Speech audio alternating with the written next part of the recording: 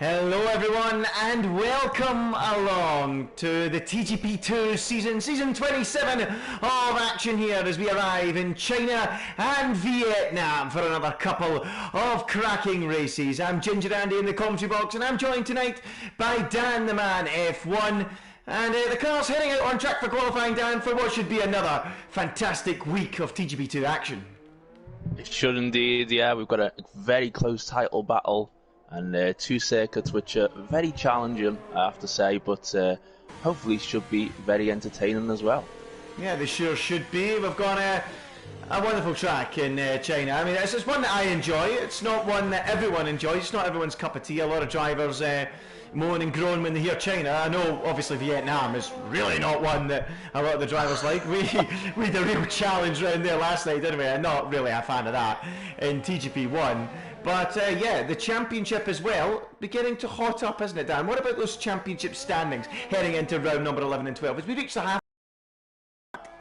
Yeah, well, we did have a three-way title fight, but that's now turned into a five-way title fight, really. We've got Chiapelli with 162 points, who won the most recent race in France, and then we've got Mike Nguyen second on 151 after a tough few races for him. Then Jack Pearson is on 147. Then we've got Chris Johnson, who won the race in Spa, benefited from that virtual safety car on 136. And then Sam Hickey, a little bit further back, but I would say he's still in the fight on 118 points. So that top five, all of them are right in it, I would say, at this point. Yeah, very, very, very close at the top of the standings. Behind that, we've got Thomas Smith in sixth on 97, Sean on 77, Barry Baldwin on 66, Joe Sayer on 65, and Alex Coates rounding out the top 10 on 43 as we watch Sir Tom Penguin come into the pit lane after his first run. So, well, 12 minutes to go in the session, still an awful long way, of course, and Sam Hickman at the minute is the quickest car of all by some 4/10 of a second. Good effort from the youngster. That 1 minute 30.649. His brother last night, Jack Hickman, earning his first TGP1 victory on the PlayStation 4. So that was a great result for him last night, and they'll be hoping to repeat the same feat tonight with his brother, won't they? Yeah, definitely. Yeah, he can absolutely do it. We know he's got the pace for it. He's in the championship battle now. He won that race in Canada. So yeah, he's the Hickmans are really showing what he can do in TGP at the minute, you have to say. And at the minute, Sam Hickman is on pole, divisionally. He's on pole, and by 4/10 of a second, that's exactly what you want to open your account for the weekend. At the very start of the session, get a nice banker on the board, and that's exactly what Sam Hickman done. So much so that he's gone quicker than me already than what I managed in the entire session last night. And of course, that's why I'm a commentator, because I'm not the quickest. So yeah, the driver's out there on the racetrack, and we're watching Alex Zaffro then negotiate his way through the middle part of the lap, and then sweeping through that double left-hander, gets a little bit on the curb, need to be careful you don't invalidate, and then down into this really tricky section, the final sector right at the start, locking up the left front there. You just got to feather the throttle, be so careful, the back end wants to slide, it pushes you wide onto the curb, as you can see there with Alex Zaffro, and then open up onto this banking and down the long back straight to one of the longest straights in Formula 1 and over a kilometre in length. Open up that DRS and fly down towards the braking zone for the hairpin, Dan, which without doubt is the best overtaking opportunity on this racetrack, isn't it? Oh, without a doubt, yeah, we saw a lot of overtakes there yesterday. I don't think Alex is actually pushing on this lap. I'm not sure if he's going to pit, but yep, he certainly was before, and it looked like he was pushing, but there we go, yeah, now he is starting to come into the pit lane, but yeah, in he comes, and we got Dom back in the lobby as well after he briefly disconnected. Well, good to see Dom Smith back in the action, back in the lobby, so we get a few viewers joining us now, and he's left again, so the commentator's curse striking. Nice one, Dan, nice one. We're only a few minutes into the session, and Dan's heading out with some commentators' curses already, as Mike Nguyen begins his outlap. Got to be seen as one of the pre-season favourites, wasn't he, Mike Nguyen? One of the quickest drivers on raw speed, but often doesn't show that consistency, makes mistakes, a little bit erratic in races, and it costs him, doesn't it? Yeah, he has had a few dodgy races in France. He was, last time out, he was involved in an incident with Jack Pearson, and then the race beforehand in Spa, he lost it at Pouan, and he had a disastrous race in Canada as Jack Pearson goes first on a 130.3. But the next time Mike Noon wins a race, he will actually set the record for the most wins in TGP2 on 30. He will outright be in first place, with Dom then moved to second on 29. Yeah, so great stats there from Dan the Man. Mike Noon chasing a TGP2 record with the all-time wins. Let's see if he can do that today then. Let's go on board with him for a lap of the Shanghai International Circuit as he makes his way around the final corner and up towards the start line to begin a lap of this 16-turn circuit. Turn one, it's a strange one. It's long and winding. It's like a snail right round this long right-hander. All the G-forces on your neck as you turn in and then sweep it into turn two, downhill into the left of turn three. Now feather the throttle. You don't want to get on it too early. The back end will slide as Bossman Sean goes quickest on a 1:30.2. Turn 4 and 5, not really many corners between them, really, not much of a corner. Now into turn 6, the hairpin. Good opportunity to overtake in the middle of the lap. Now climbing up the hill for the impressive turns 7 and 8. This really does separate the men from the boys. Fling it in, hope it'll stick, and then charge into the second part of the section, and then down into two really tricky left-handers. The first one tough, the second one even tougher. So easy to invalidate on the exit, but Mike Noon keeps it well within the confines of the racetrack. Now breaking into turn 11, as we saw from Alex Zaffro so earlier on, so easy to lock the left front, doesn't do it though Mike Noon. He's got the car underneath him, he's quickest through the second sector, pushing right out to the edge of the racetrack on that banking as he heads down that 1 kilometre straight, and now it's all about opening that DRS up, using the ERS and heading up to over 200 miles an hour in 8th gear, the V6 engine singing, find the braking point at the 100 metre board, turn in, hit the apex, and Mike Noon is on a really tidy lap. Ignore the Renault, Alex Zaffro jumps clean out the way. Now, the 90-degree left of the final corner for Mike Noon. Don't run wide, you'll invalidate, and he doesn't, and he heads to the line. Is he quickest so far? No, he's not. He goes third with a 1:30.490. Tidy stuff from Mike Noon, and it's getting tight at the top, Dan, isn't it? It is, yeah, but he can't trouble that front row at the minute. We've got Sam Hickey as well going down the back straight. He was pretty much identical on lap time at the middle sector point on Mike Noon's previous lap, so if he can nail this final sector, I have a feeling Sam Hickey might actually jump back ahead of Mike Noon as long as he nails this final corner, which he does. That's decent enough, and across the line, and he does go back into third.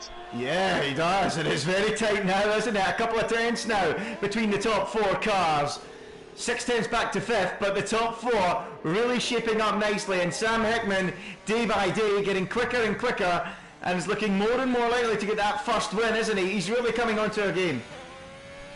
Yeah, he won in Canada. He won in Canada, so he's looking for a second win. But, yeah, but I would fully expect it to come at some point. Certainly, he's just on the fringes of the championship battle, as we mentioned, and he can get himself right in there. He has had a lot of bad luck in the early rounds of the season. Yeah, he sure has, and he's really. I mean, you say he's a little bit far back when we mention the standings, but has he got a genuine opportunity? I mean, the young drivers, they'll learn quicker. He's only just really getting into the online racing side of things. Do you think the second half of the season he could be the real surprise package and maybe push on and put a run together and perhaps challenge these guys for the title? Yeah, definitely. He can absolutely do it, yeah. Another guy who's had so much bad luck is the guy who's currently on pole, Bossman Sean, but he's had a lot of bad luck in France. He got hit, he got involved in an incident, and he spun as well, a poo-on in Spa, and then also had a terrible race in Canada as well, but he just can't manage to string it together entirely as Sam has managed to do in Canada, but Bossman Sean hasn't managed that yet. He really should be in the fight as well, but he's just a bit, I suppose even at this stage I would say he's probably too far behind. Yeah, probably a little bit too far back as we pick up Alex Zaffro now, who's in the top 10.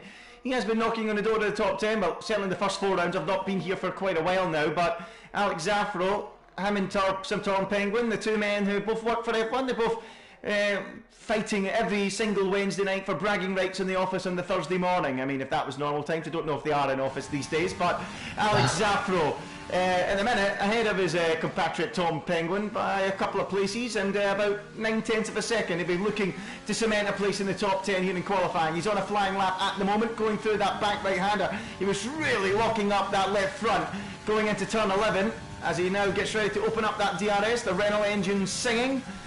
10th of a second, could find him ahead of Chiapelli. If he can find 3/10s, he can maybe move up as high as 7th. So let's see what Alex Zaffro's got in his locker as he negotiates the a little bit wide away from the apex again, locking up, maybe not fully confident under braking with that car as he makes his way into the final corner. In fact, no, he's coming into the pits, and that's the second time we've watched Alex Zappo abandon a lap and come into the pits, isn't it? It is, yeah. Luca in 9th place. If you're thinking that's a bit low down, that's because he is on the medium tyres right now, the championship leader. So I'm guessing he's just going to go for one final run on the soft tyres. But they do say that the alternate strategy starting on the mediums is actually better around here. But if you want to get a decent lap in on qualifying, you probably need to go on the soft tyres. Yeah, absolutely. It's going to be very difficult to find yourself high up the order if you go for the mediums. We do see Mr. Chiapelli look to do that quite a lot, don't we? Sometimes go for an early run on the mediums and then switch over. Yeah, he has done that quite often in this season so far. Definitely, as Say Sports is on a lap at the minute, he's a bit far off to the guys at the front with a 51.8 at the middle sector of the lap time so far. But hopefully he can get himself into the top 10, and with his teammate Chris Johnson doing so well at the minute, Joe Sayer will undoubtedly want to get up there as well to the front of the pack. Yeah, Dom Smith out there as well. We'll pick up Joe because he's a little bit further round on the lap. Then we'll switch back to his good friend Dom Smith. So Joe Sayer around the hairpin he goes, and 1.8 off pole position at the minute. A couple of tenths could find him up into the top 10. So here he goes round the final corner. Sayer Sports heading for the line. What's it going to be? It's up into the 7th place. A good improvement there from Joe. And he's 1.4 off the pace now, so a good effort. Climbs up the order. Let's pick up Dom Smith and see if he's responding. He is responding. He's 6.5 tenths up on his previous best, and that could be enough to move him up into 5th place, because there's of course such a gaggle of cars in behind the top 4, and this could be a chance for Dom to become best of the rest, unless he's got a mammoth final sector up his sleeve. Let's see, round the final corner comes that Mercedes and up for the line. What's it going to be from Dom Smith? He does indeed go 5th, 7 tenths off pole. And a good, healthy 2.5 tenths clear of Chris Johnson in sector. We're happy with that. Yeah, I think he'll be really happy with that, and Mercedes will be happy with that as well, of course, who leading the constructors. He pulled away a bit more now from Red Bull after last week, but Jack Pearson in 2nd place, his teammate at the minute, as these guys are all coming out now for the final runs. In fact, Sam Hickey is already on his final flying lap. It's really those top 4 who are separated by just over 2 tenths. They're the guys to watch here. I think Sam Hickey is fractionally slower in the first sector so far on his previous lap time. Yeah, he's a wee bit down as the young sub, but he's pushing hard, and he's a little bit wide. He's very, very wide. That's going to be a big moment. It's huge. Big moment for Sam Hickey. Just about keeps it out the barrier, but from the moment he turned in, you've seen there wasn't the grip. You've seen him getting on the marbles, and you knew it was going to end in tears, and he retires from the session. What a big moment for the youngster. He should maybe have backed out of it there, but he's gone off and his session is over. It will be 3rd at best for Sam Hickman. What a slide that was. Yeah, he was drifting all the way there, wasn't he? Done well to avoid the wall. Yeah, he sure did, but in the end there was no fuel left or no tyres left available for him to go around again and start another lap, so it's all over for Hickman as we watch Bossman Sean, the current man, at the top of the timing sheets at the minute. What's he doing through the first sector? He's 2 tenths down on his previous best through the first sector, so things not quite coming together for Bossman Sean at the minute. The Williams jumps out the way. Let's see what he can do in the middle part of the lap then as he swings into the left-hander, where we've seen Sam Hickman in the Haas go flying off the road through the left and then into the right. And now down into this double left-hander. It's so tricky, this part of the track, Dan, isn't it? It is. It's really difficult. I'm just having a quick look at Luca, who is a 10th off. Wow. Bossman Sean's quickest first sector on his previous lap time. So Luca is going to certainly get himself right involved in the front of the pack here. Not sure if he could be good enough for Polo, but look at Bossman Sean's middle sector. Yeah, he's absolutely lighting the timing screens up. Bossman Sean, after an average first sector, has absolutely flown through the middle sector, and he's pushing to try and extend his advantage out front. Is he going to be the first man into the 1 minute 29s? Bossman Sean rounds the hairpin. He's got 1 corner to go, the 90-degree left-hander. Bossman Sean round the final corner, flings the car in a little bit wide under the curb. This is into the 1 minute 29s. It surely is. Of course it is. He's on pole by half a second. What a lap from Bossman Sean. What can Mike Noon do in response as he comes up to the final corner? He's 7 tenths away from pole position at the minute. Round the final corner he comes. I don't think this is going to be good enough, you know. It's not. It's enough for the front row. Jack Pearson's back down his lap. He's half a second down in Luca's third. the man to watch. Let's pick up, look Luca's at the man him. to watch. Here he He's comes. crossing the line. Oh! And he goes fifth quickest, 6/10 off pole position. Bossman Sean has blown the field away. What's Chris Johnson got? He's the only man left out there that can disrupt Bossman Sean's charge to pole position, but I don't think the lap time's going to be there. Maybe at best a top 6 for Chris Johnson. What a show that is from Bossman Sean of superiority. He's 4 and a bit tenths clear of Mike Noon. What a lap from him as we watch Chris Johnson round the final corner. Where's it going to put him? He is 8th. He goes 6th as predicted, 8 tenths away from pole position. But all eyes are on that lap from Bossman Sean, Dan. Unbelievable lap, unbelievable. He was 3 tenths up on the likes of Jack and Luca at the middle stage of the lap, at the middle sector. But so then he must have an even better final sector as well.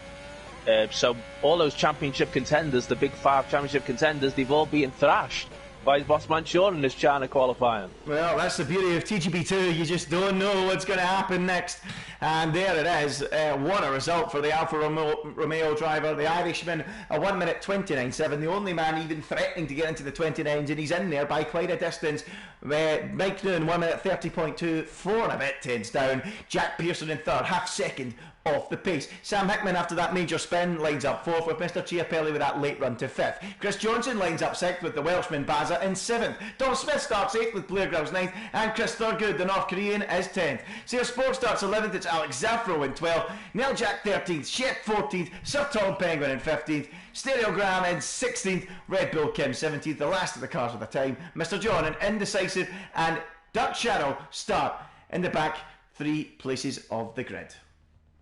Did say that Josiah had a penalty. I have no idea how that's happened, but so we'll be starting down in 16th as well for that. But that's Bossman Sean's 25th pole position in TGP2, which puts him joint second now with Josiah and Mike Noon.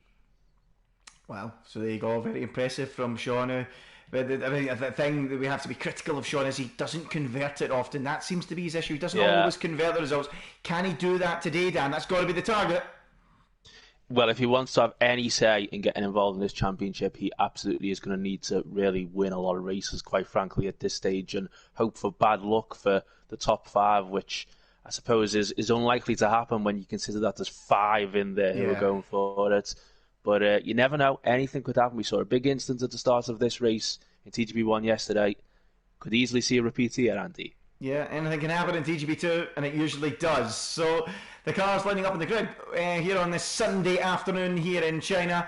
And I think we've got grey skies overhead, a little bit of charcoal skies above. Will there be any sign of rain, I wonder, Dan? I think we're expecting it to stay dry, but I'm told, but you never know. You never know. And I'm just looking at these championship standings as we wait to get on the grid. Sean, or Bossman Sean, as we know him, 77 points he's on. Chiapelli on 162. Even if he doubles the tally, he's not even there behind Chiapelli. But just showing that sheer pace, it shows the lack of conversion into points from pole positions. It's quite concerning. He's got to put a big, strong showing on today if he wants to get into this, doesn't he? Yeah, definitely. And let's hope he can as well. Let's hope he can get another driver getting right in there. Yeah, absolutely. But I'm not sure. We're taking a bit of a while to get going here. Yeah, I wonder if Michael Massey's forgot to turn the lights on. I wonder what's going on. But we'll get underway in a few moments if you're in the group chat. Oh, never mind. Here come the lights, the 5 red lights going on, and it is going to be go in China any moment now. And we are racing. It was an awful long hold, and it may have caught Bossman Sean out as Mike Noon looks to pull alongside immediately, and it has caught Bossman Sean out. Mike Noon pulling alongside into turn 1, but Sean holds it round the outside and holds it well, but Noon still has the inside line going into turn 2. Sean will have the inside for turn 3, but Mike Noon sweeping right round the outside and barging his way through. Gets ahead of Bossman Sean off the start and into the lead. Sean now out of shape, and Sam Hickman is steaming through down the inside to take that second place away. Bossman Sean going backwards at the start, but he's going to try and earn that back going through turn 6 and up through 7. It's Mike Noon in the lead. Sam Hickman side by side with Bossman Sean. Look how close they are. Unbelievable stuff. But it looks like Sam Hickman might have just got the high ground and got second place, and he has. Great racing between them, and Sam is through. Brilliant stuff. It's about time Mike Noon got a good start again, and that is exactly what he has just done there. Not great for Chiapelli, the championship leader, though. He's lost 2 positions. He's down to 7th place. He's trying to go for a move on Bazza now, and can he get through? No, Bazza gets back round on the outside, so Luca really struggling at the minute. Bossman Sean did not make the most of that pole, though. No, he sure didn't, and he's dropped all the way back down the third. We spoke about it before the race got underway, how important it was for Bossman Sean to start converting results. He's failed to do it, but he's now on the attack of Sam Hickman. Very, very close, going down into the hairpin. He's back through up the inside as Bossman Sean, and the Irishman regains one of the places he lost at the start, and he's back up into 2nd place, and he can begin the chase of Mike Noon. There's no doubt about it. The Irishman has got great pace today. It's time he showed it, and he's through it back ahead of Sam Hickman and into 2nd place. Really good move there by Bossman Sean, and Mike Noon will be happy about that he's got Sam Hickey, who's close to him in the championship, a position back now with Bossman Sean sort of the gap, the stop go in between in 2nd place, which could allow Mike Noon to pull away. He finally has got a lead in a TGP race for the first time in quite a while, and seems like a decent one at this moment. Here comes Jack Pearson on the attack of Sam Hickman, who made that great start. He's now looking like going backwards. Jack Pearson going for the cut back out of turn 6, and he's now pulling alongside. He's going to try and go right round the outside of Sam Hickman. That would be some move from Jack Pearson. It'll get on the inside for turn 8, and it's absolutely wonderful from the man from Hayward Heath. He flies through and into 3rd place. Sam Hickman left standing still. Oh, the youngster has been shown up here by the elder states, hasn't he? What a move from Jack Pearson. An overtake by Jack Pearson. Brilliant, brilliant stuff, because that's the call. He dramatically lost it in qualifying. Maybe he was a bit more careful going through there, and it allowed Jack Pearson to absolutely take the position. As Chiapelli is still trying to get at the back of Bazza at that previous corner at the chicane, but still couldn't make the move. He's still in 7th place. And no DRS yet, so I doubt he'll be able to have a go at the hairpin either. He's nowhere near him, actually. Mike Noon, 9-10s clear at the front, make that 1.1. He's looking to break that DRS. It's going to be very, very close between he and Bossman Sean to see who can do that as we continue to watch Sam Hickman try and fight back at Jack Pearson, and Bossman Sean already picking up a 3-second time penalty, already undoing that great work in qualifying. Not good enough, it has to be said, from Bossman Sean. He needs to do better than that if he wants to get some points on the board. 3 laps in, and he's already amassed enough warnings to get a time penalty, and that is not what you want to see. Meanwhile, further down the field, we've got Sir Tom Penguin, I believe, making a move on stereogram. He's going side by side here for P16, and he's got the job done. Sir Tom Penguin up into 16th place, stereogram down to 17th. Good move by Sir Tom Penguin. He's on the medium tyres as well, the alternate strategy, along with Sayer Sport in 14th, and Dark Shadow and Indecisive, although actually I think Indecisive pitted at the end of the first lap. So Indecisive has been in the pits then. He's the only man I think that's been in this far, is he? Maybe Dark Shadow and Red Bull Kim as well, I'm not too sure. But we are on board with Stereogram at the minute in 17th place. Let's shuffle up the order a little bit. Let's see if we can find a little bit of a closer battle. It certainly looks like Alex Zaffro is very close to the back of Blair Grills in 11th place. Battle for the final points paying position. Blair Grills in P10, Alex Zaffro P11. And it looks like Alex has got a nice run coming out of the banked left right-hander, and he's now right onto the back of Blair Grills going down the straight. Is he going to be close enough to make a move going into the braking zone? Well, Andy, look at Dom Smith going for for Chris Dago going for 8th place. As he gets ahead, yeah, he does get ahead of Dom into 8th place. Then Dom falling back now as well. So Dom down to 9th as we've got Alex Zaffro getting ahead of Blair Grills for P10. So 2 moves happening there as Bossman Sean and Mike Noon are now covered by only a 10th of a second. Look at this going into turn 1. Mike Noon under pressure from Bossman Sean, who shoves it up the inside. They bang wheels. The door was closed, and unbelievably they don't both go spinning round. That's inviting Jack Pearson and Sam Hickman right back into the battle. Unbelievable stuff, Dan. It was incredible stuff, yeah, and Chiapelli, Luca and Dom have both made a very early stop at this stage with medium tyres, which of course they will go on to the end of the race, and we'll see if that can if Luca can possibly get an undercut on the guys at the front. Yeah, we'll have to wait and see if that works out. Of course, if there's a safety car or a virtual safety car now, they would be stuffed. To put it lightly, so they'll be hoping that does not happen. But the way Bossman Sean's racing at the minute, there was very nearly one there, wasn't there? As he almost collided with Mike Noon, but it wasn't to be, and they carry on their merry way. It's Mike Noon in the lead from Bossman Sean 2nd, Jack Pearson 3rd, Sam Hickman 4th, and Chris Johnson 5th. Chris Johnson didn't appear to have the pace in qualifying that he's clinging on to the back of this group at the minute. Just a second adrift. Pardon me, my mic's just fell out. Yeah, he's staying with those guys at the front, and that's really how he benefited in Spa, of course, with the virtual safety car, as his boss man Shaw getting close to Mike Noonan in the end for them take the lead. He's very, very close to making that move, and he almost ran into the back of Mike Noonan again. Look how close they are, going down into the final corner. Are they both coming in? They are both coming in. Almost battling into the pit lane. Mike Noonan just about holds on for the minute, and they pour into the pits. Jack Pearson's in as well, as is Sam Hickman, as is Chris Johnson and Chris Thurgood. They're all in the pits. Let's see what this does for Dom Smith and Mr. Giapelli. That was incredible. I thought we were going to have an incident there in the pit lane like Lewis Hamilton for a moment there in 2007, but luckily it was avoided. Giapelli's coming through the final corner right now. We'll see if he can gain any positions. Yeah, here he is going down the start-finish straight. They're all pouring out the pit lane. Here he comes. He's ahead of one of the Ferraris of Chris Johnson. And Bossman Sean has lost terribly there. He's now behind Jack Pearson as well. Shambles for Bossman Sean. He's now down to what would be net third, with Giapelli right on his case. That has worked really well for Giapelli in the end, and he's got ahead of Sam Hickey and Chris Johnson as well then. So effectively he's fourth, and net fourth now on the road, Luca. So that's really worked for him, with Bossman Sean, of course, with that 3-second penalty as well ahead of him. Yeah, Bossman Sean, big loser. Sam Hickman, even bigger loser, down to net 6th place in this Grand Prix now. That is an absolute disaster for him. Not ideal whatsoever. So the leaders all continue to battle down in the lower half of the top 10, right on the fringes of the top 10. So Mike Noonan, the first of the cars that have pitted, in 10th. Jack Pearson 11th, Bossman Sean 12th. Oh, we got a... What we got? Got a McLaren off at the start of the big straight. I'm not sure what's happened, but he's got a virtual safety car because of it. That's going to swing things right round. That's going to allow Baza, Zafro, Neljak all to come into the pits and potentially gain massively here. This could fling the Chinese Grand Prix in TGP2 on its head and upside down. In comes Baza immediately. Alex Zafro in as well. You can expect Neljak and every single other driver to pour into the pits too. Neljak in Sir Sports, miraculously carrying on, I think.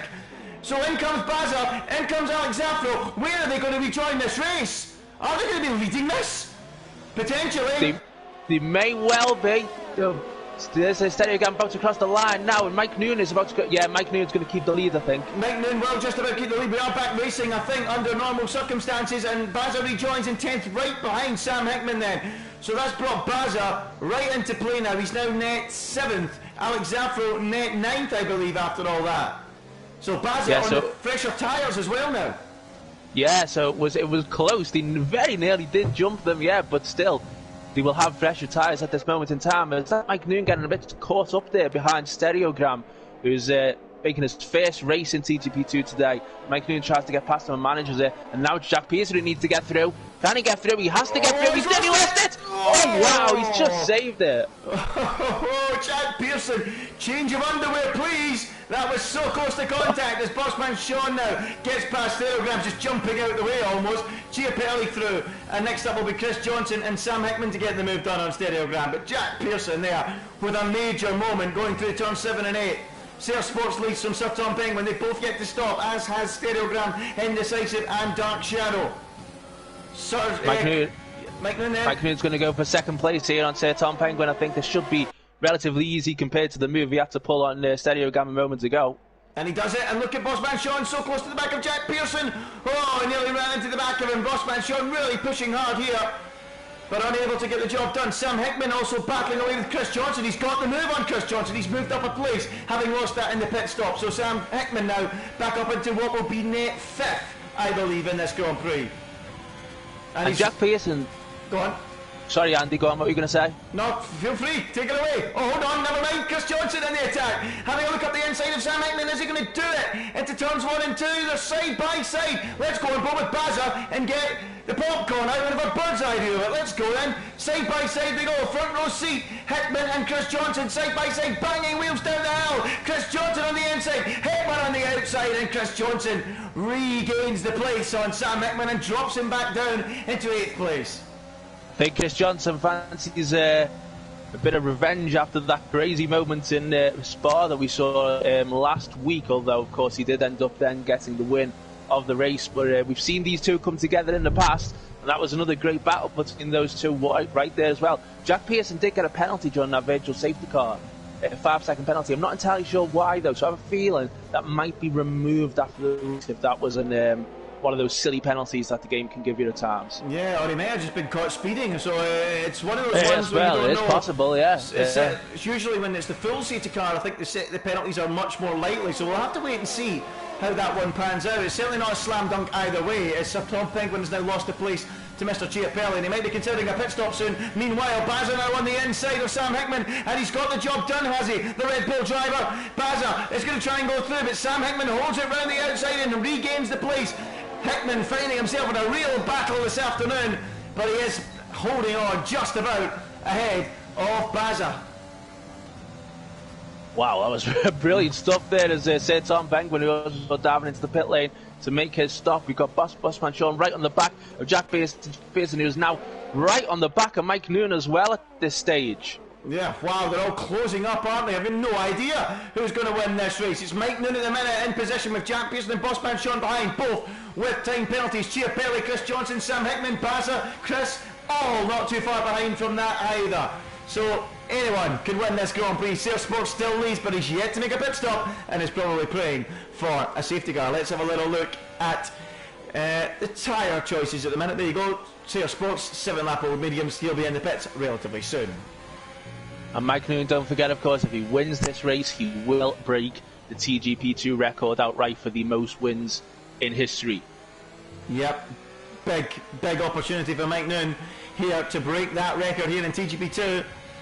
He's got two drivers behind him who have penalties. Again, we don't know if they'll be removed or not. I don't think Bossman Sean's will be. I think Bossman Sean won't be, no. Yeah, I think that was a clear penalty. Jack Pearson, we don't know the full situation with that one, as Bossman Sean again had a little look on the brake pedal. Oh, look at that, they're all banging wheels down there and banging into each other in the rear. They're going to end up damaging the front and rear wings if they carry on like that. Sam and Chris are side by side once again for like the 4th or 5th time in this race now. Yeah, they're having a great battle, those two, but we need to go to the front because it's getting so close. And Jack Pearson's in the slipstream of Mike Noonan. Is the arrow going to try and dance past the Red Bull? Not quite the silver arrow I was going to call it, but it is a black arrow this year, of course.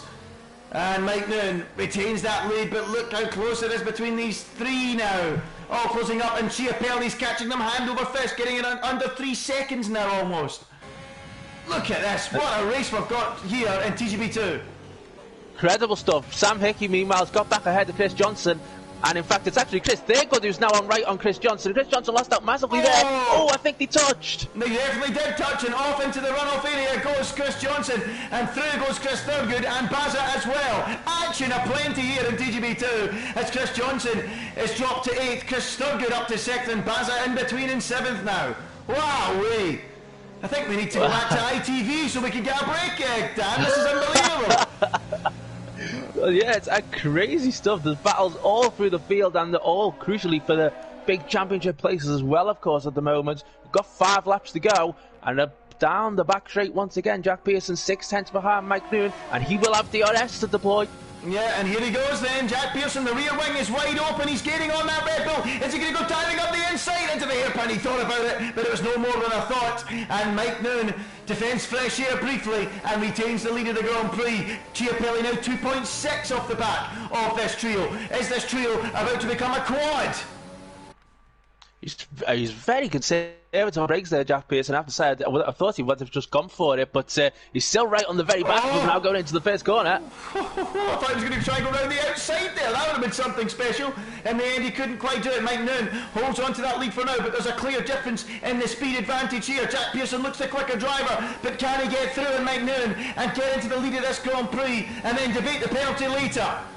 10 laps gone out of 14 here. We're on the edge of our seat here in TGB2. It's been one of the best TGB2 races I've seen for quite a while. Dan, do you agree with that one? Yeah, it's brilliant stuff. But these two at the front, of course, in France last time out, they were battling. I think it was only for about 5th or 6th position, and Mike Noonan's defence was very, let's say he was pushing it slightly, and I know Jack Pearson wasn't too pleased in the end with some of his defensive driving, but now this is for the lead of the race. This is serious stuff. The two big championship contenders, and well, we'll see if Mike Noonan fancies one of those big, sharp defensive moves once again down this straight. Yeah, well, it's history, it's form, whatever you want to call it. They have been colliding in recent weeks, these two championship rivals.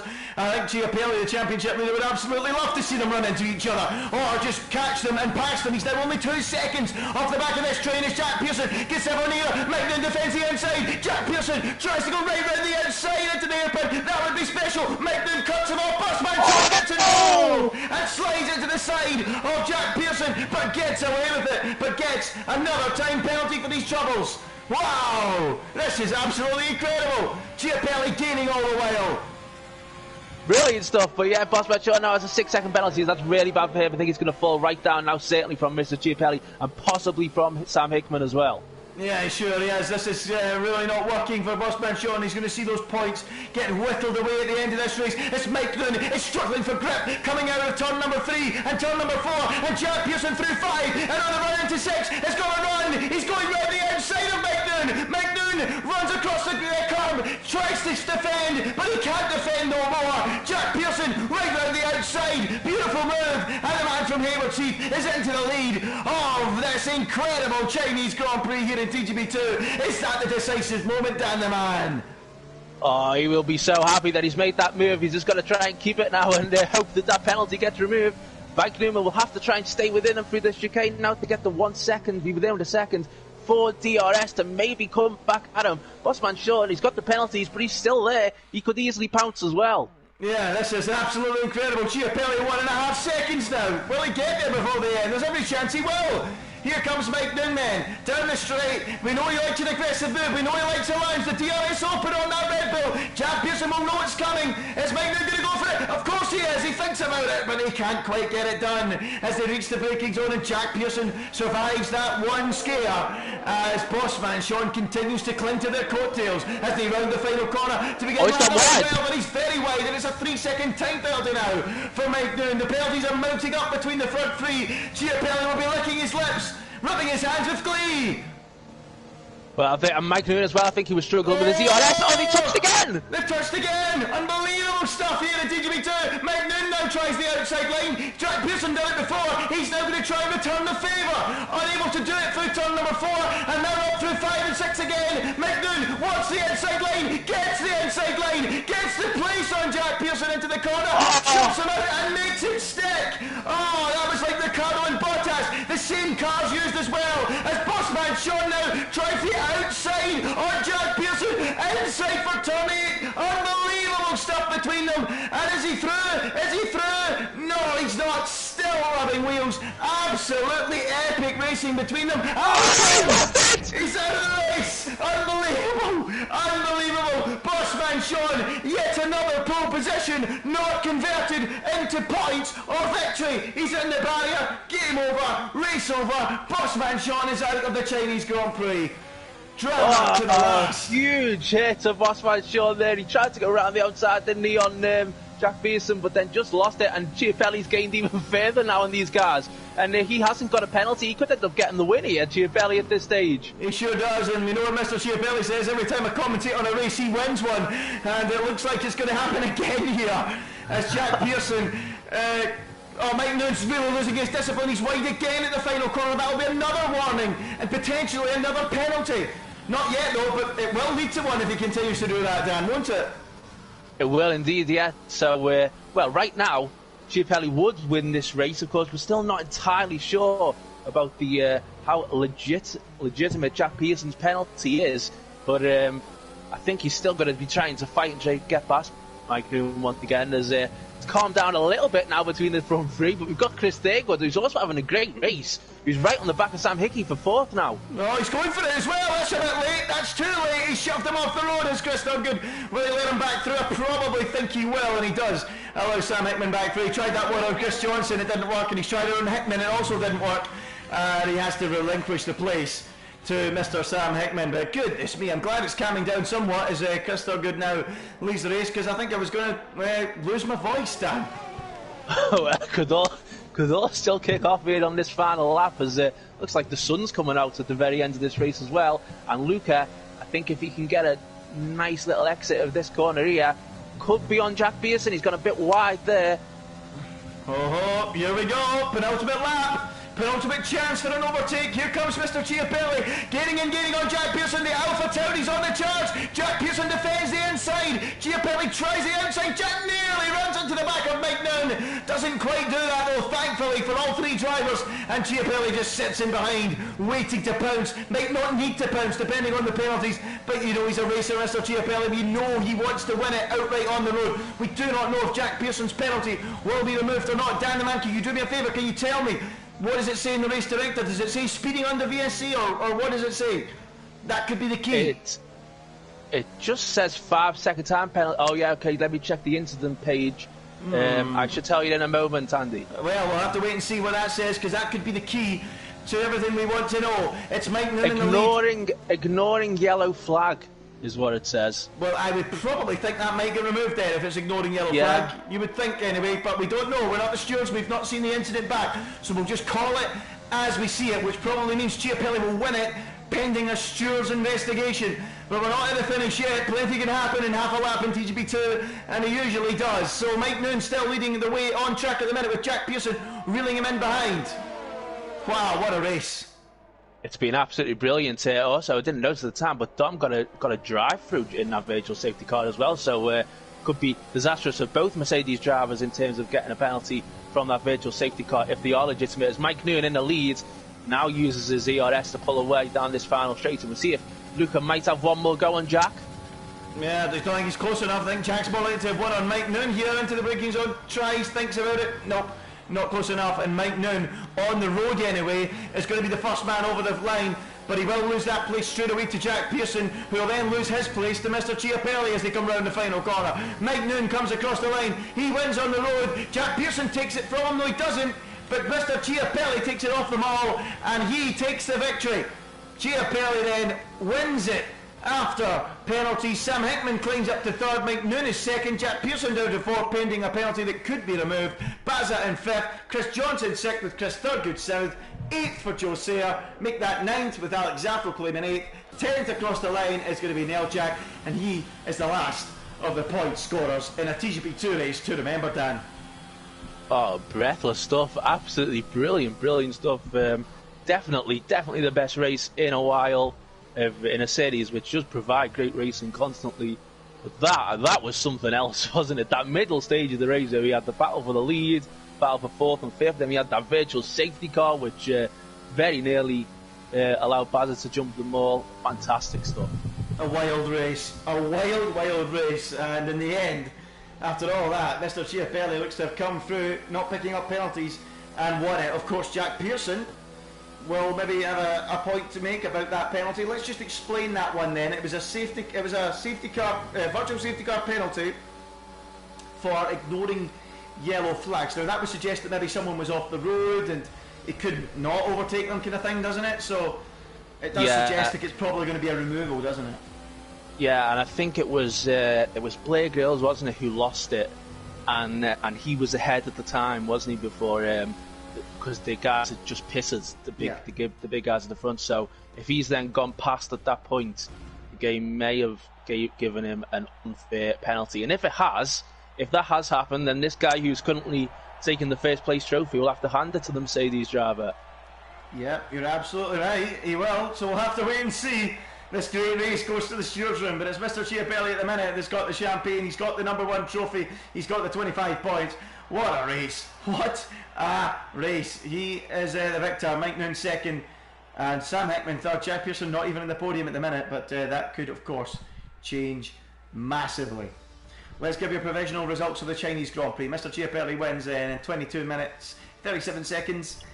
By 1.8 seconds over Mike Noon, who got a 3-second time penalty. He'll be kicking himself about that one. Sam Hickman kept his nose clean and claimed third. Jack Pearson, that debatable penalty we've discussed, could end in a win. We'll wait and see. Baza comes home in fifth. The Welshman, solid effort for Red Bull, solid points total for Red Bull there. Chris Johnson in sixth with Chris Thurgood seventh. He was in the thick of the action. Both Chris's were, in fact.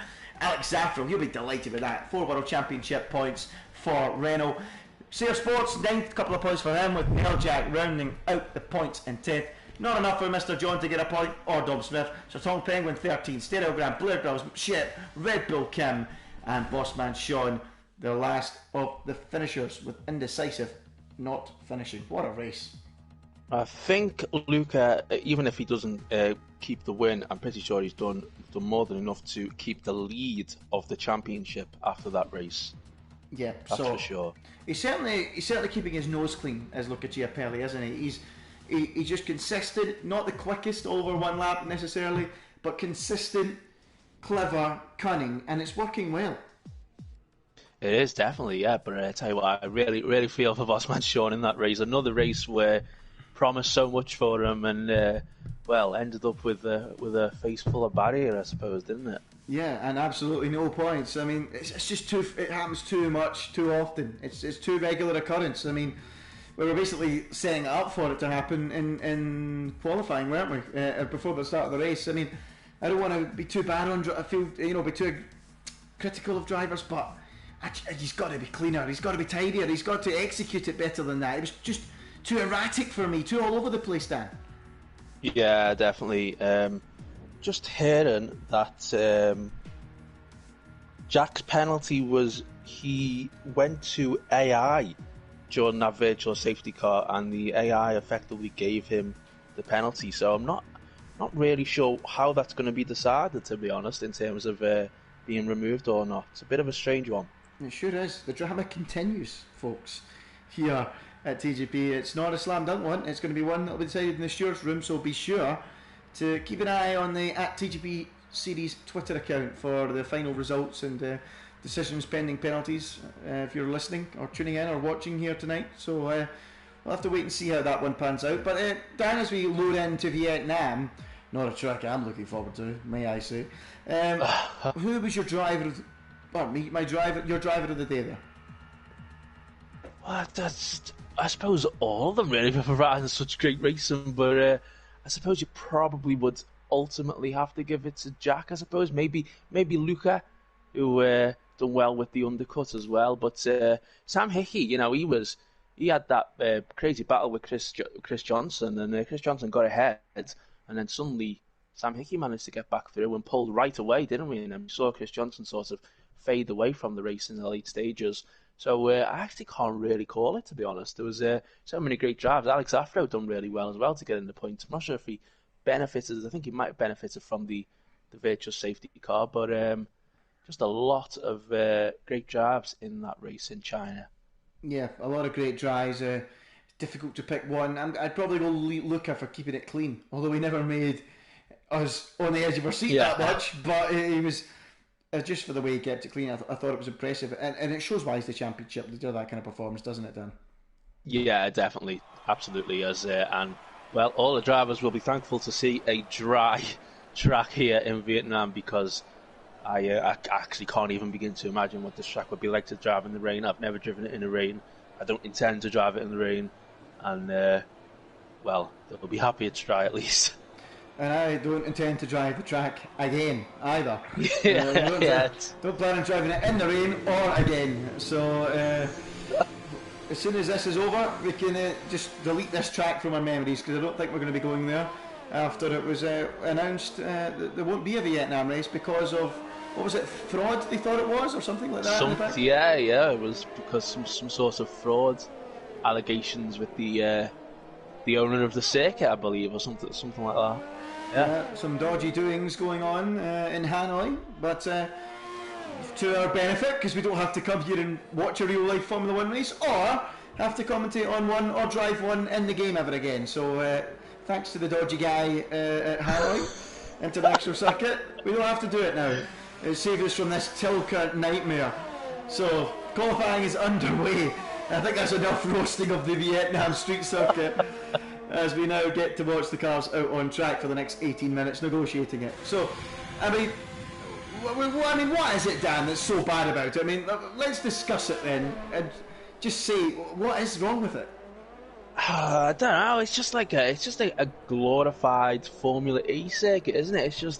I just don't understand the concept of the circuit. Although I have to say, to be honest, I would like to see a real F1 race around here, because I think it would be really challenging for the drivers. And it is actually quite a shame that we're probably never going to see it, because I think it would be a genuinely good race to watch. But certainly to drive, it is hell. It's just awful. It's It has no real flow.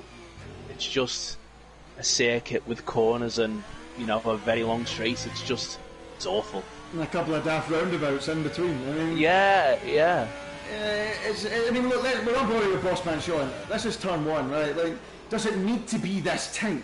Does it really? Exactly. I mean, does the pit exit need to be right there as well on the racing line? Yeah, exactly. And does this corner need to be this long, this winding? Yeah, and does that curb need to stick out like that? It's just ridiculous. Yeah, we could go on and on and on.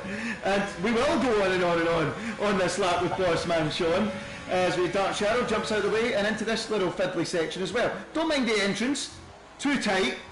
And then the most stupidest long left-hander to open out into. Look how difficult it is. It's not for Formula 1 cars, is it? It's just not for them.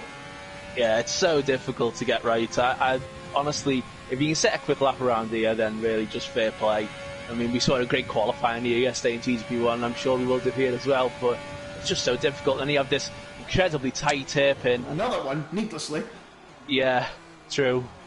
And that's it. And then it gets interesting. Then it gets fun.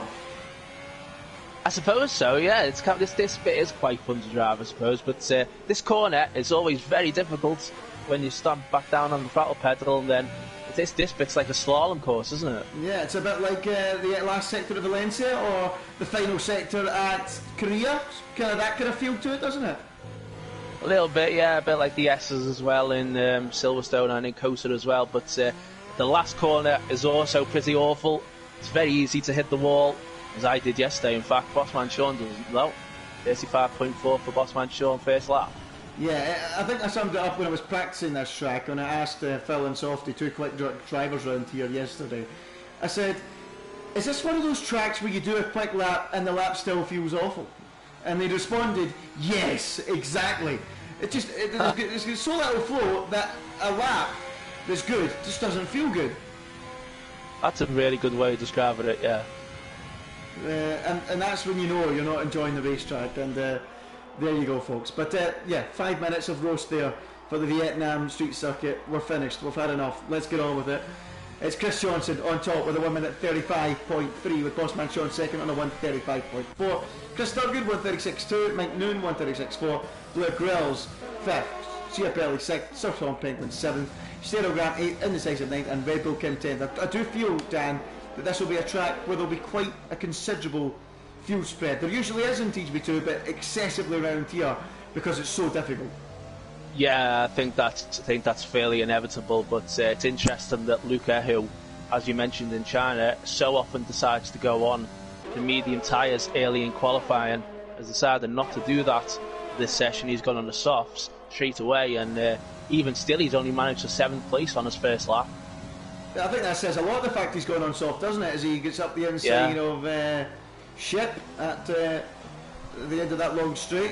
Yeah, I think that says a lot. It shows that it's such a challenge that you need to get dialed in immediately on the right tyre and just get it nailed down, and that's what Chiapelli looks to be doing here, doesn't it? Yeah, it is indeed. I imagine he's going to come back into the pit lane now, as the other guys as well. That's another problem with this track, the pit entry, which is just awful, and is a lot slower than what you imagine. You have to get straight on the brakes down to 37 miles per hour. Yeah, another one of those slow pit lanes. You cut the final corner, you cut the first corner, so that's kind of why I think they've allowed it to be 37 miles an hour, because you really do gain a lot of time coming out of that pit lane, don't you, and entering it, because the penultimate and final corners are a lot tighter than they look, and the first corner is just ludicrously tight, so you know, you gain a lot of time on pit entry and exit, and it, you know, it can actually mask where you're going to rejoin. You're coming down the pit lane, you think you're going to rejoin behind that car, then lo and behold, you're about a second ahead when you get out the exit, aren't you, Dan? Yeah, you're absolutely right. And Jack Pearson here, who seems to be a little bit out of sync with all the others, he's gone for another lap. I don't know if he invalidates the first time round. An ultimate corner, a bit wide through there, he's out of VRS. Final corner, doesn't hit the wall. VRS deployed, and we'll see where it puts him in third. Third place, a tenth and a bit down from that top time from Chris Johnson, and it's also a track you feel that you might see a surprise in terms of at the top. I know we said there could be a lot of field spread, but there could also be a surprise. There could be that one driver that loves this track, flies round here, and really delivers, and maybe that's Chris Johnson. Yeah, I mean, you know, I suspect not a lot of drivers will have done much practice around here simply because he's just not really big fans of the circuit and just want to try and get through the race. So if you have done practice around here, and if you do enjoy this track for whatever reason, then you can benefit massively. For whatever reason, because you're a complete weirdo, that would be the reason. As we watch Sayer Sports on a hot lap now, he's not over in the DRS, so he's backed out of that. He's gone 4th quickest, so fair play to him, 2 and a bit tenths off. So we're seeing the early seconds here. Chris Johnson, Sayer Sports, they're the guys that like it. They're the ones surprising us at the minute down. Just to confirm, the stewards will indeed be deciding that China victory after this race, so we'll have to check the Twitter, the TGP Twitter account afterwards to see who will be given the win for that one. Yep, thanks for that one, Dan. Keeping us up to date as always here with all matters TGV2. So, out on the racetrack, what we got then, we've got Baza, currently 10th quickest at the minute. He is one of the few drivers to brave it on the medium compound. He's 1:38.1 at the minute. Almost 3 seconds away from pole position at the minute, and he's coming into the pits. Actually, he's abandoning that one. So a lot of drivers on outlaps. What's Bossman Sean doing? Is he in a quick one? Looks like he's started. I think he's just starting one. Yeah, as look at that driver comes straight out the pit lane, right onto the racing line, but luckily gets out the way, thankfully for Bossman Sean. Who well, we'll see what he can do this time round. Can he get a consistent, decent racing around here, I wonder. He's just fractionally up on his previous lap in that first sector. Yep, 5 thousandths quicker than his previous best through there. Oh, that's not what you want. And he clips the wall and he's damaged the wing. I did that yesterday, easily done.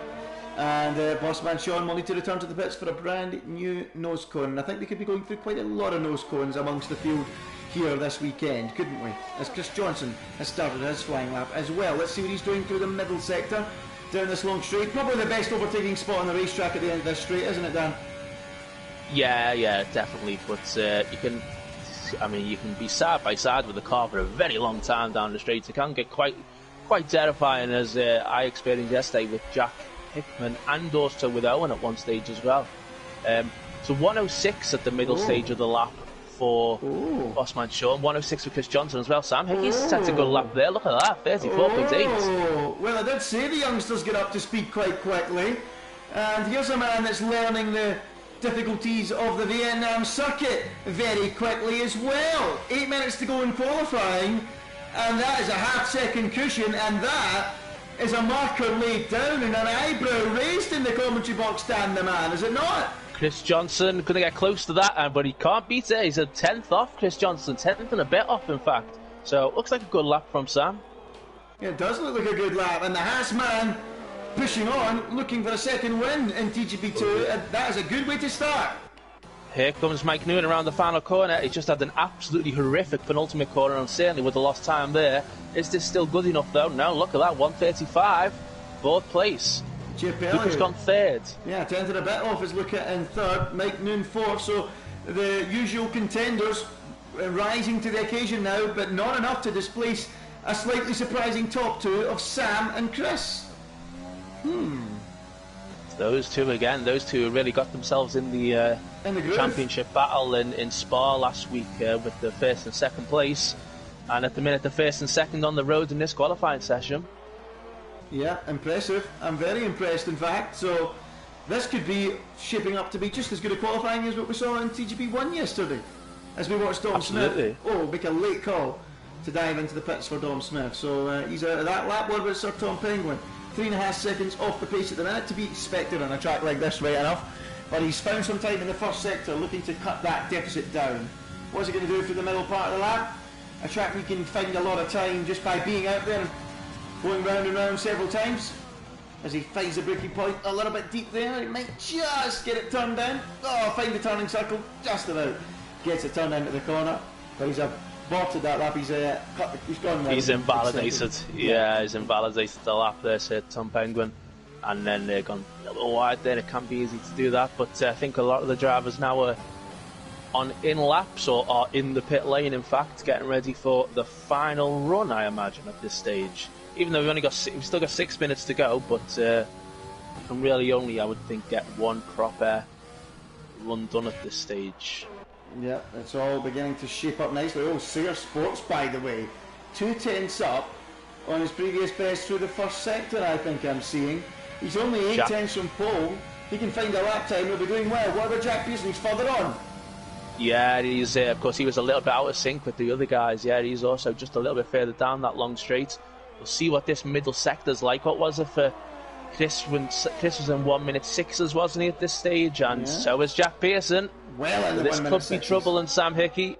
Yeah, this could be pole position right here. This could be a mid-34 from Jack Pearson if he can hook it all together. Looks like he's got that car on rails. He's one of the drivers that's been putting the miles in, and it's showing. He's flying through that middle sector and final sector, and this is looking good for Jack Pearson to cement his place at the top of the standings. He's got one corner to go. Feathers the throttle close to the barrier. Oh, that was so close. Jack Pearson, 1:34.2. He's blown them all away by a mile. Sayer Sports, by the way, finding time. This could put him onto the front row potentially, not with a final corner like that, up to the line. And he's only 7th. He's thrown it away in the final sector. What a brilliant lap by Jack Pearson. Can anybody beat that? He's gone 6 cents quicker than the rest of the pack. Very much doubt it, but Boss Man Sean's out there. He's 1.1 down. 1:62, I think it was, from Jack Pearson up to the second sector. So that's what we're looking for from Bossman Sean as he hits the brakes at the end of that long straight, and he's gone wide into the wall. It's such a tough corner. We've seen Sir Tom Penguin go off there, and now Bossman Sean.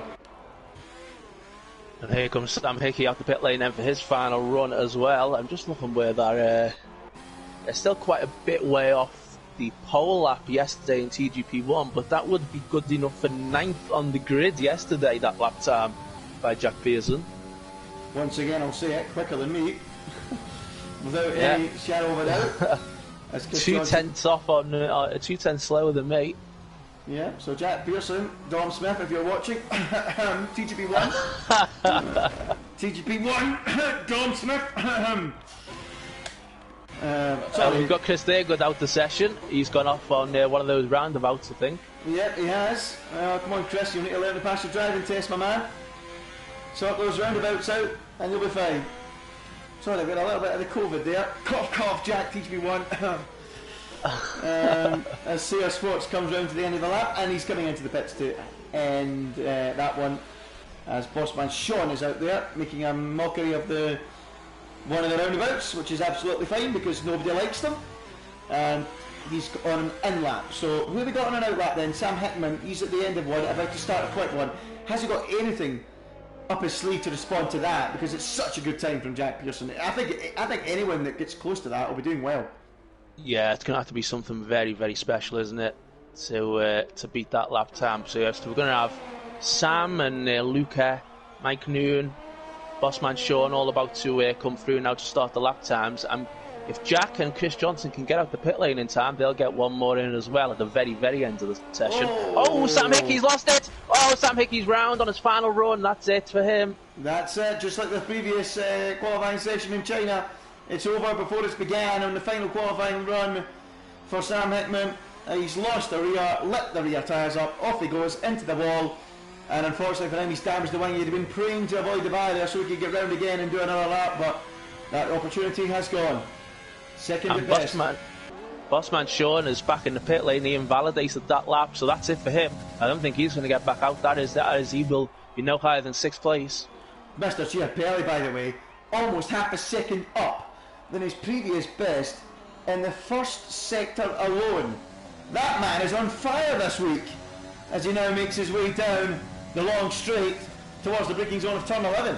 Chiapelli lighting up the timing screens late on here. Let's see if he can beat that 1:06.2 up to the middle sector set by Jack Pearson, Dan. It's going to be really interesting, isn't it? It's where it could all be decided then. With Luca down at the hairpin, we've got Mike Noon as well, who's just a few seconds behind him. So we will watch these guys very closely. It was a 1:06.2 at the middle stage of the lap for Jack Pearson. It's a 1:06.1 for Luca at the moment. He's absolutely flying. Look up here, Chiapelli. We're seeing something we've not seen from him for a while, and that's putting that car on pole position. He really is putting the bit between his teeth. What has he got up his sleeve as he comes round to the final part of the lap? Chiapelli setting the timing screens alight.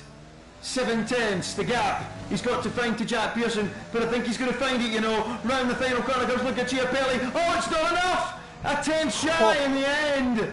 He lost time in the final sector, and at the minute, Jack Pearson holds on to pole. Where is Mike Moon though? He's way off. He backed off. He was 2.5 seconds off at the cross line. So no lap time for Mike Noon. I'm not sure if he's going to go again. It looks like he might be. Yeah, we got full ERS. He must have backed out. Full ERS for another go. So Mike Noon will be going again. Wow. And Dom Smith is currently on a lap. We're about to cross the second sector line. Let's see where he is at this stage. 106.7. So Dom Smith could certainly get up there as well. Chris Johnson just starting a lap time. Bossman Sean has got up the pit lane and tried to go out again, but I don't think he's going to get round in time. In fact, I'm absolutely certain he won't get round in time with just 10 seconds to go. See where Dom goes, though. Chris Johnson P4, he's a 10th up in the first sector. Dom Smith, 2 tenths up on his previous best. That might be enough to push him up into the top 6, perhaps, as he rounds the final corner. The checker flag is out. The qualifying section is over. Complete your lap if you can. Dom Smith does go 6th quickest then. A slight improvement. We've got Mike Noon out there. We've got Chiapelli and Jack Pearson out there as well, but I think it's all eyes on Mike Noon, who's a 10th down through the first sector so far. Let's see what he does through the second sector. 106.1 is the quickest we've seen through that part of the lap so far. Oh, it is a 106.1. Oh, this is big. This is an opportunity for Mike Noon. He had a poor final sector in his last run, so this is a big chance for Mike Noon to put that Red Bull on pole with a late show to maybe deny Jack Pearson. Pearson is out there, though, remember, who can retaliate if Mike Noon does go quickest into the final couple of corners, through that penultimate turn now, and into that final corner any moment now. Is it better this time? It sure is. Is it enough to put Mike Noon on pole? Yes, it is, by 1,000th of a second. 1,000th of a second. Jack Pearson's on an awful lap. He's not going to he's way off. He's way off. He's half a second off. It's all over. Wow. Mike Noon has defeated Jack Pearson by 1,000th of a second here in Vietnam. What a lap time, what a session! Oh, the track may not be a belter, but the qualifying has lit this place up here in Hanoi. What an effort from Mike Noon, a colossal effort, and he's done it! Wow! Jack Pearson, he will be seething. He will be stunned with that, I imagine. He will be, but it's all eyes on Mike Noon, the Red Bull driver. By what we see in Scotland, a boy here has done it. He's put it on pole position. Mike Noon from Jack Pearson and Chiapelli in third. What a session, Dan. Oh, wow, that was absolutely brilliant stuff, wasn't it? And, well, Mike Noon got that penalty, didn't he, in the previous race. And, of course, if Jack gets the penalty removed, he will finish ahead of him. But in this qualifying session, Mike Noon is ahead by 1,000, 2,000 it says on the screen there, but still, that's literally just, that's incredible. Around this circuit, brilliant stuff. Well, it's 2 Bohiers instead of 1, but you get the idea. But, I mean, wow. Mike Noon, what an effort to do that right at the death. Beats Jack Pearson to pole position by 2,000s. It's been rounded up to. Chiapelli in third, or just a 10th and a bit off the pace. I tell you what, if he put that final sector together, it would have been even closer, I think. Sam Hickman in fourth with Chris Johnson fifth. Dom Smith rounds out the top 6. It's 7th for Bossman Sean with Sayre Sports in 8th. Chris Thurgood, the North Korean, is 9th. Baza rounds out the top 10. Blair Grouse, indecisive, Sir Tom Penguin, Red Bill Kim, Stereogram, Mr. John. What a session, Dan. If the race is like that, we're in for a cracker.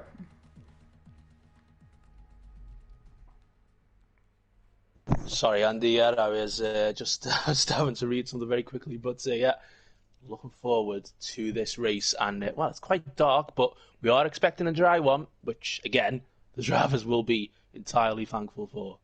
Yeah, of course. I can't imagine a race round here in the wet. I mean, it's probably my worst nightmare, Dan. I don't think it was just announced that we are going to be having one final TGP2 season on this game.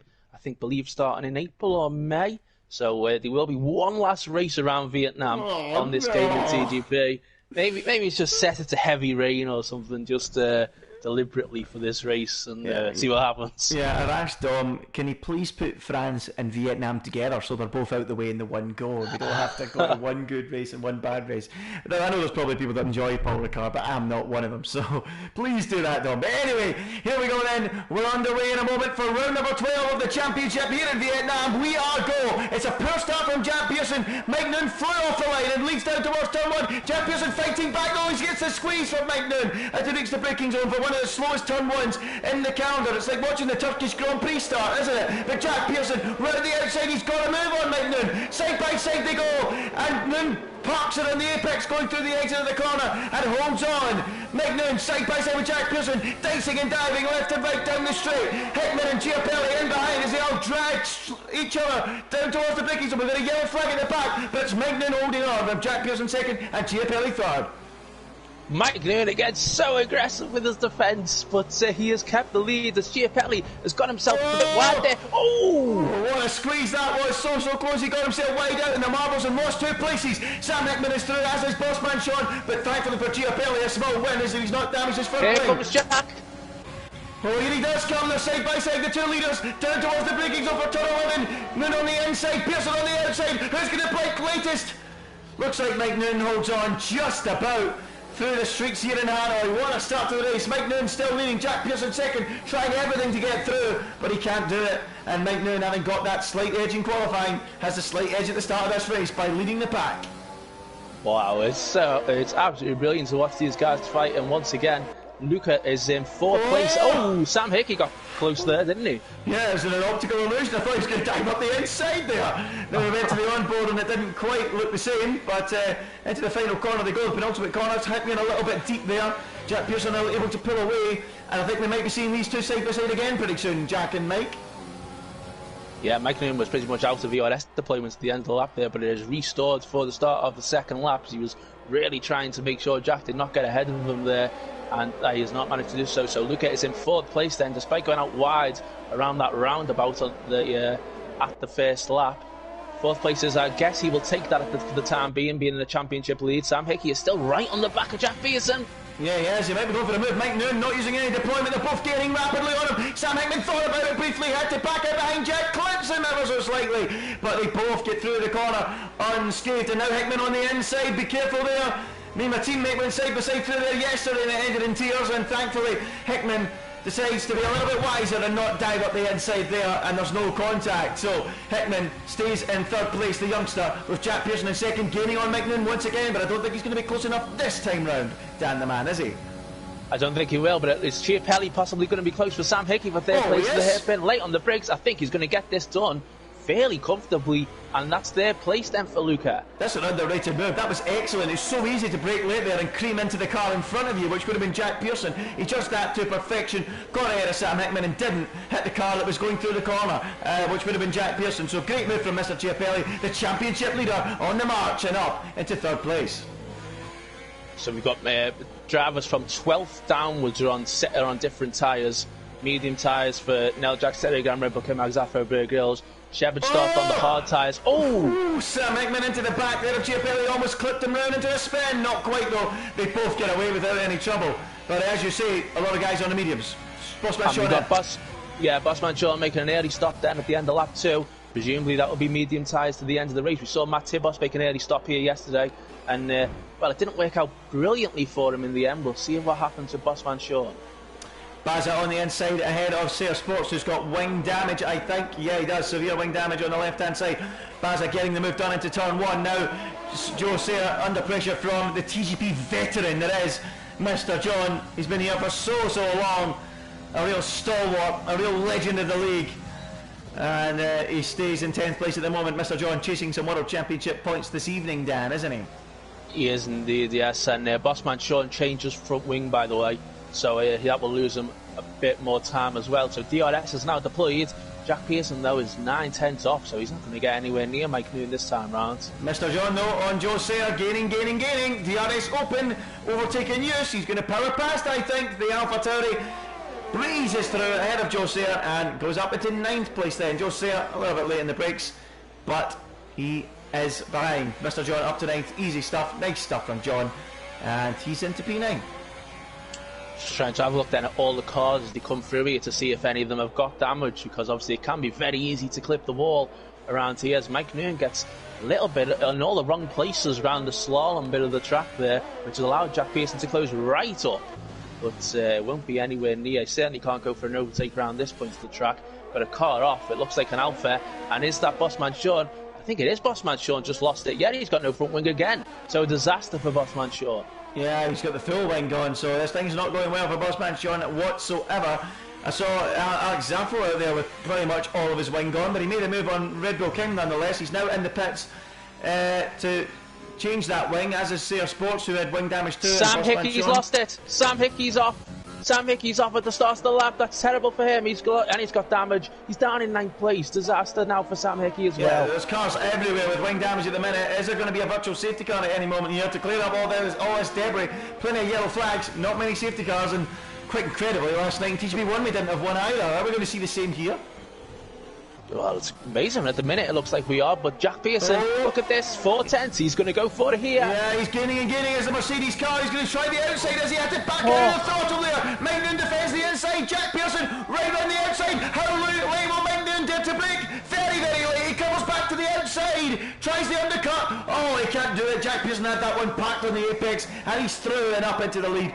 Good stuff from Pearson. You could see what Mike was trying to do, but it wasn't going to work, and Chiapelli is now right on his heels.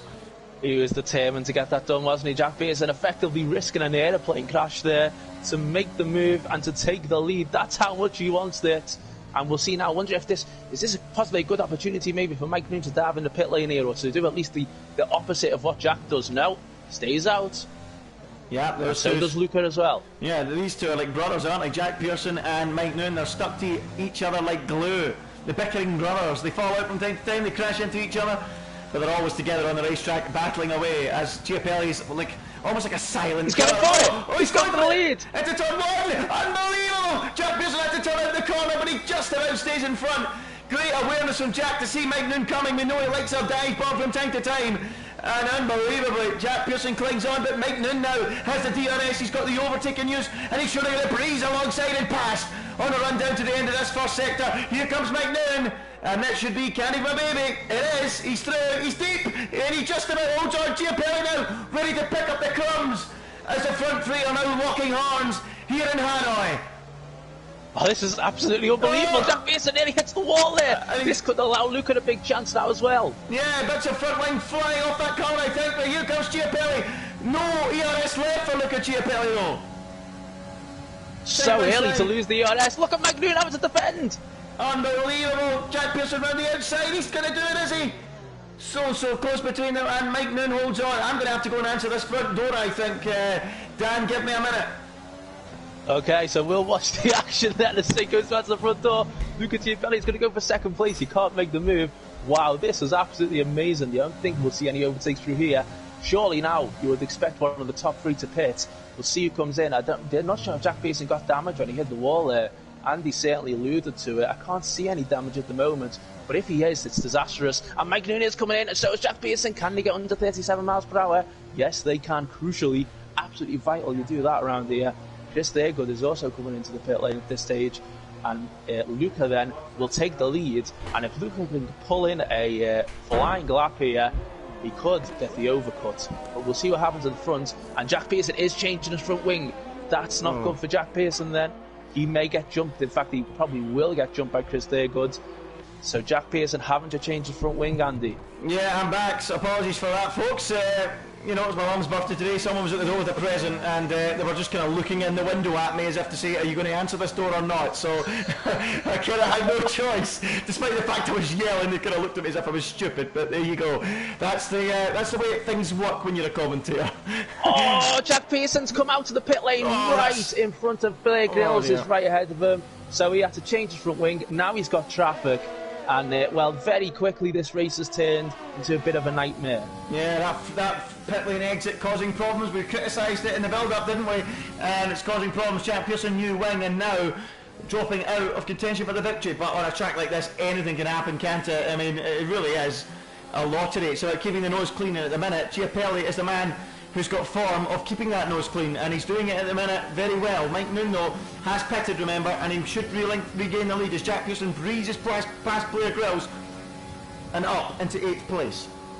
Yeah, so surely Luca's going to come in this lap then to see if he can get ahead of Mike Noon after getting the overcut. I'm not sure how this lap's been for him, but yeah, he does come in. 37 miles per hour, there you go.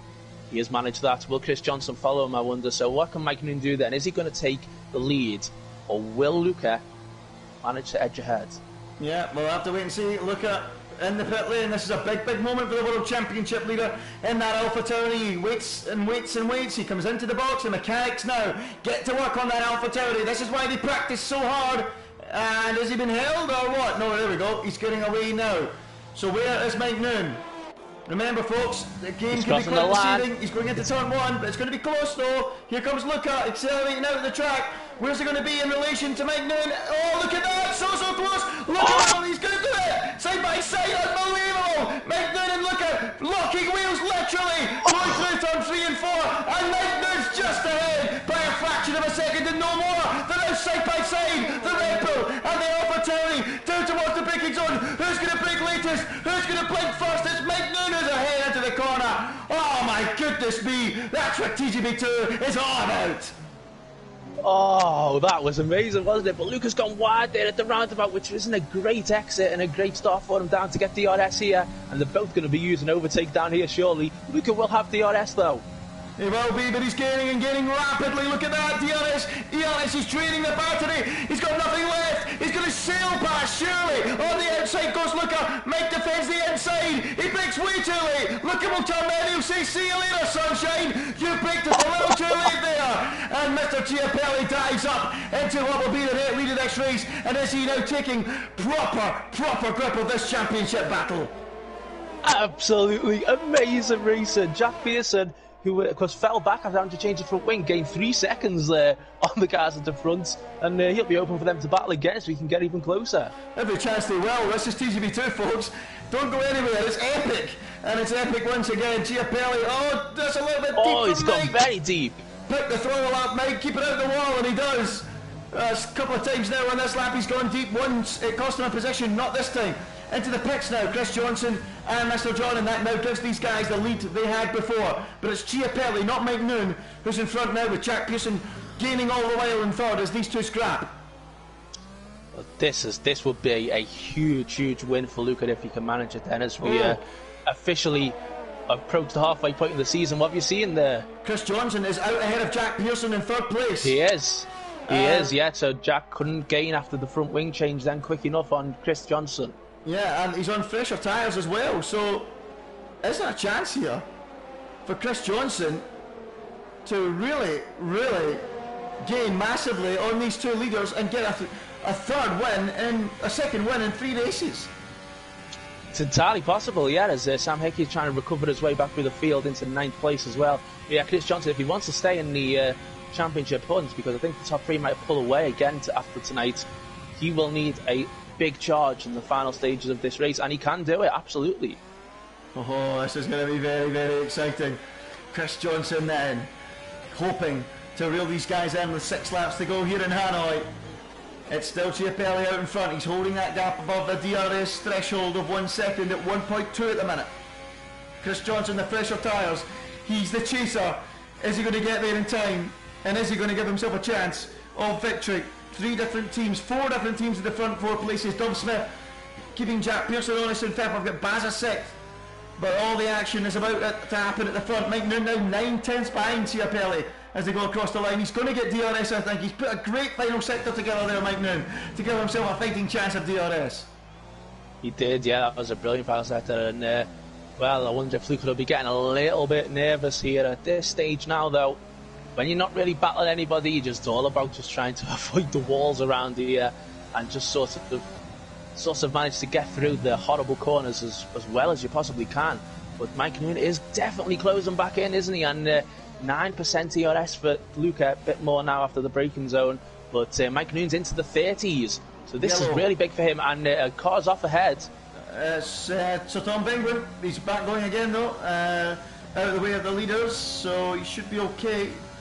As Mike Noon continues to try and gain on Mr. Chiapelli. Chiapelli's drained that bat, he's got nothing left, so you'd think Mike Noon should be able to reel him in, wouldn't you? You would indeed, yeah, but Mike Noon's only still on like the 20s, so it's still not brilliant for him. Chris Johnson's looking good on 40% at this stage. Oh, but then he takes a bit too much curve there, and that will have lost him quite a lot of time. In fact, it just lost him half a second on Mike Noon in second place.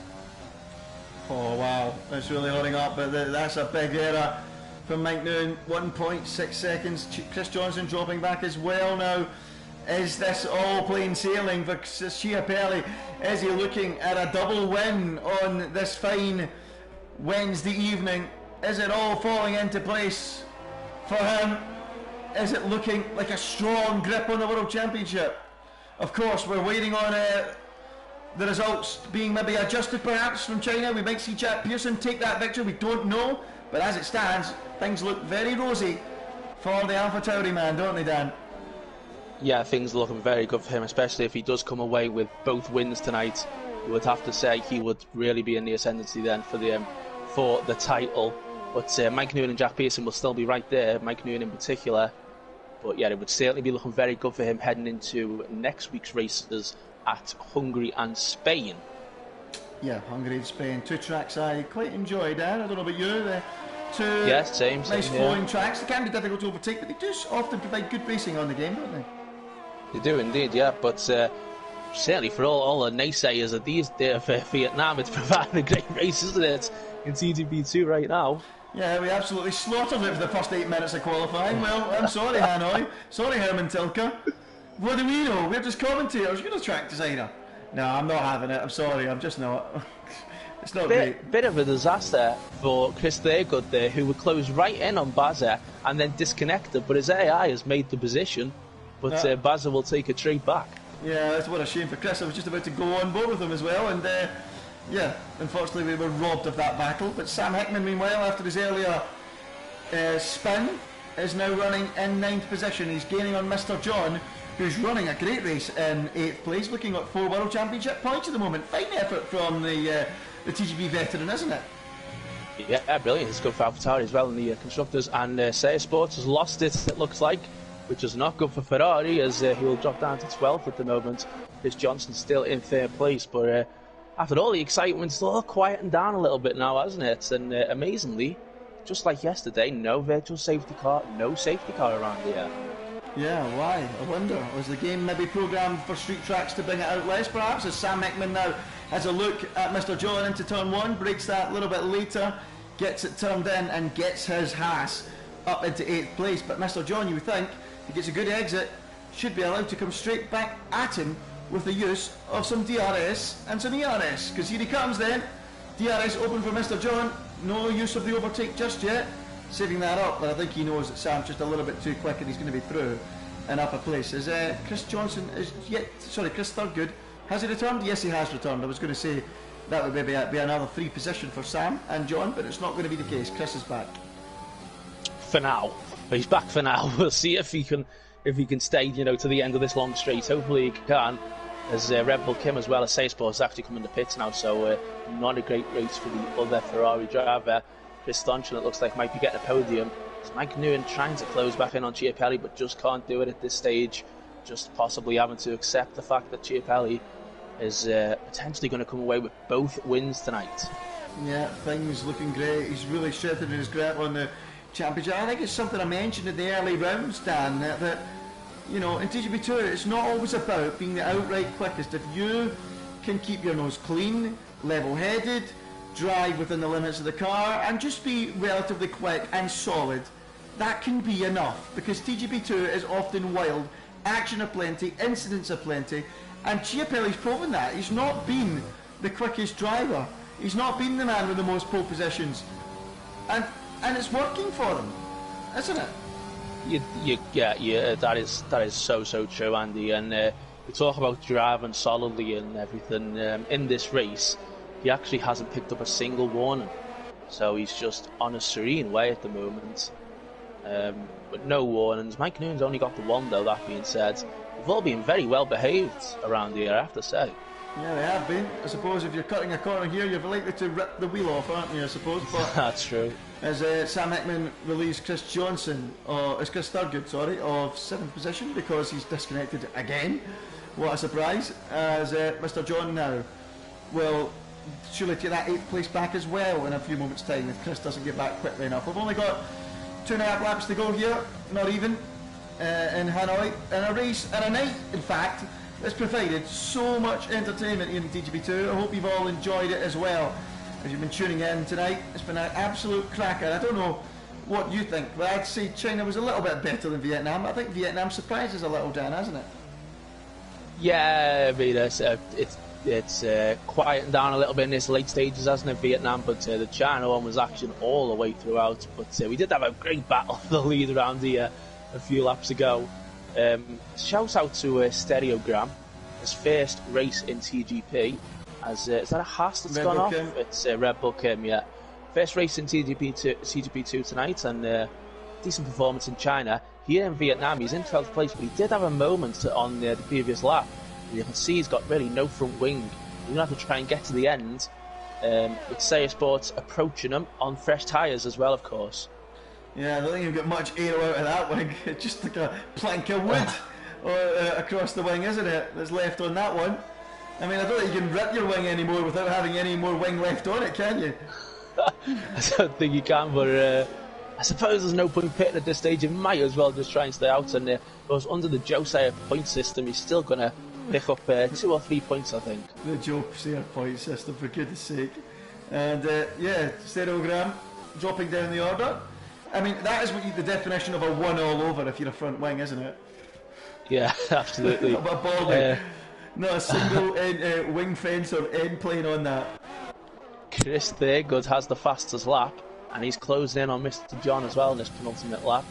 I'm not sure if that was the AI that got half the lap in as well for the fastest lap. Yeah. But he'll be getting the next one as well. He has had a good night, Chris Thurgood. If he just didn't disconnect all the time, it'd be interesting to see where he could be. And out, shake it all about. I think that's the motto tonight for Chris Thurgood, joining and leaving. But he's now on the back of Mr. John, having Mr. John taken that position. They're about to lose it again because here comes Thurgood alongside him. Is he going to have the inside line? He is going to have the inside line. It's a nice move, actually, from Chris Thurgood to dive up the inside there and take that 8th place away. And he's through ahead of Mr. John, who's demoted to 9th again. And that allowed him to go purple as well in Sector 2, so he might end up getting another fastest lap here if he still has enough grip left in the tyres. But final lap of this race now. Luca Giapelli is on the final lap, and it has been some drive for Luca, especially after the qualifying. And he will, I think, if he comes away with both wins tonight, he will be over the moon. And as you say, Andy, it's all about the consistency in this championship, and that's exactly what he's proven tonight. Yeah, not a foot wrong in this race from Mr. Giapelli. I'm so impressed. I really am impressed by the way he's driven this season, just by being clean, tidy.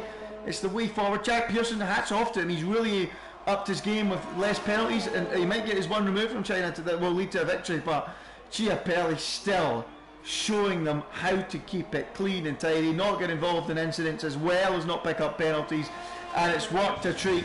He's won in China. He's now just one sweeping final sector away from making it a clean sweep this evening and making it 2 out of 2 in rounds 11 and 12 on this fine Wednesday night in February. This is going to be a massive move to pull clear in the championship standings. It was all closing up, the pack was gaining. It became a 5-horse race last week with this man sitting about making it all about him at the minute. It's going to be 2 wins from 2 tonight from Mr. Giapelli, who rounds the final corner. He wins in Hanoi. What a performance, winning comprehensively in the end by 5 seconds to Magnum in second. A great effort from Chris Johnson to come home third, with Jack Pearson never really recovering from that front wing change in fourth. Tom Smith completes an average day for Mercedes with 5th. Good effort from him. Jack will be disappointed though. 6th will be Baza, just ahead of the charging Sam Hickman, who's in an up and down race. He'll be 7th. Chris Thurgood's not in an up and down race, he's in an in and out race. He's 8th with Mr. John 9th, and it's going to be Neljak some way behind Mr. John, who's going to get the final point in 10th Dan. 2 brilliant races tonight then, and if Luca is given the win for China, That will put him on 212 points now, I believe, and then Mike Newman will be on 187 with Jack Pearson on 171. So it really allowed Luca tonight to stamp his authority on this championship. But there's still a long, long way to go. We've got so many great tracks still to come, of course. Anything can still happen. But Luca will be incredibly satisfied with both results tonight, I imagine. Yeah, absolutely. I mean, it's quite the cushion, isn't it? To have, should that come away with both victories? Quite the cushion indeed. And as we go into what would be the second half of the season, it's a cushion you need in TGP2 because anything can happen. We've seen that so often, but when you're a man of Lucas' consistency, I'd say his odds have shortened on his chances of winning this TGP2 title. Yeah. Dan, I've got to ask you, who was your driver of the day in that second race? Was it Luca Chiapelli again? Chris Johnson, special mention. Good effort from Mr. John to get points as well. Yeah, definitely special mention for Chris Johnson and for Basil as well, who made up quite a lot of positions in that race. But I think that lap when Jack Pearson and Mike Newman pitted and Luca had to absolutely go for it, and he nailed the lap out on his own, and then it was very close, wasn't it, coming out of the pit lane, and then he got back ahead down the long straight, and that was what won Luca the race, and that's what's going to earn him the podium, the top step and the trophy, and it is well deserved. Yeah, very well deserved for Luca Chiapelli. There'll be no doubt about the victor today. What a performance from him to really put a marker down in this TGP2 championship. He beat Mike Newman in the end after a quick battle after the pit stops. He never put a foot wrong and pulled clear, and that was after he went a little bit wide on lap one. Things looked as if they were going to unravel, didn't they, Dan?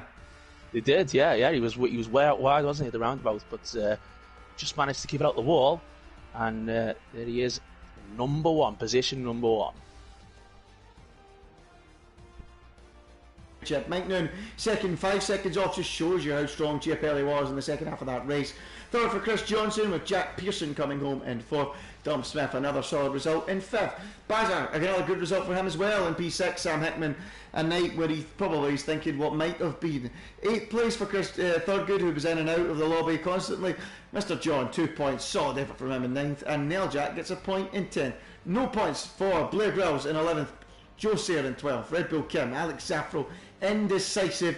Stereogram, M-Ship, Bossman Sean, Sir Tom Penguin, and Dark Shadow.